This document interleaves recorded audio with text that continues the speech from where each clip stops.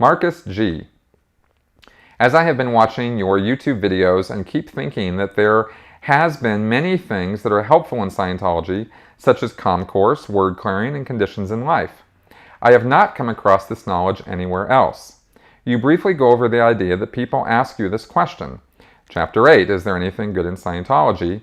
But you are rather vague explaining what your thoughts are about it. Of course, I agree with you about the fact that there are a lot of contradictions and lies being told every day. However, what are your real thoughts on the helpful and useful things that seem to be really unique about this body of knowledge? Okay, first off, I think that you need to know that just because you haven't come across something similar to what you've seen in Scientology about the ComCourse or conditions or word clearing doesn't mean that it's not out there. Hubbard plagiarized and copied a lot of things, and word clearing, for example, was not even his idea.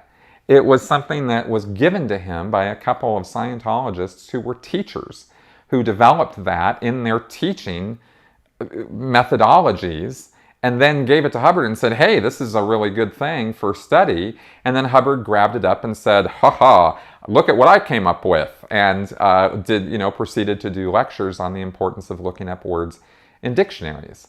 And that's where that came from. So so just because you haven't seen word clearing anywhere else, well, you will certainly find stress on dictionaries and looking up words in lots and lots of educational materials if you look. And as far as the ComCourse goes, it's the same thing. Hubbard didn't develop the TRs, the training routines. As far as, if I recall correctly, his son did, and some other Scientologists around the early to mid-1950s. And then he released them and called them his little, jewels of genius, and had formalized these drills on communication. But those drills are more harmful than they are helpful. I mean, sitting staring at somebody for 2 hours at a time, that's not a helpful thing to do. That induces a trance state, and it is psychologically damaging. So I don't think that was a very constructive thing to do. Now, learning how to talk to other people, learning how to look somebody in the eye, learning how to get across a communication to somebody, that is in like countless numbers of communication seminars and business seminars that you'll find, again, all across the United States and all across the world. So these are not rabidly unique ideas. You also mentioned the conditions formulas. I don't know where he got those from. Maybe those were original with him. I have read recently somewhere somebody saying that there was an earlier practice that sounded or looked very similar to the conditions, right?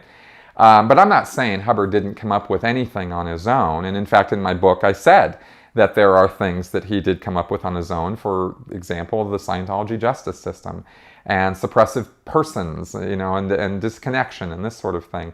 These are in the tradition of earlier religious practices and whatnot, like the disconnection. But still, I was being a little tongue-in-cheek there because I was, sort of poking fun at Hubbard, coming up with only the bad stuff, Here's the thing.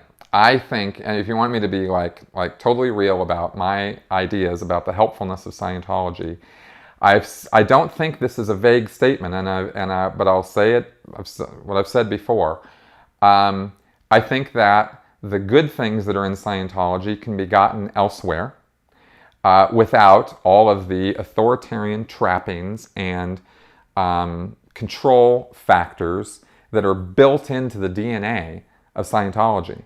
I don't think that trade-off or balance is at all a worthwhile balance or trade-off. And so my advice to anybody about Scientology is stay the hell away from it. It's not a good thing.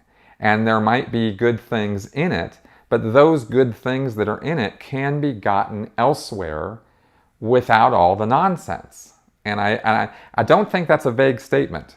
And I have said this before, but I hope that communicates exactly how I feel about it and my best possible advice on the subject. Hubbard was a pseudoscientist, plagiarist, and authoritarian narcissist. And he set up a control system and he used religious cloaking in order to hide what he was doing and give himself tax exemption and First Amendment privileges so that he could control people's lives. And he wanted to control people's lives so that he could help them as he saw help to be. But I'd like to point out that the Chinese communists who brainwashed people in the 1950s thought they were helping them too. They really thought that brainwashing was good stuff and that they were actually helping them to see the benefits of communism and to see the error of their ways in their, Western imperialist ideas. That to them was help. And Hubbard's ideas were to him helpful. And so people who knew Hubbard and worked with Hubbard, tell stories about how, beneficent he was and how genuine he was in wanting to help people. But that doesn't mean that what he was doing was actually helpful. It wasn't. And Scientology does not lead you to a good place. It leads you to a bad place. So that's what I can say about it. And I hope that's clear.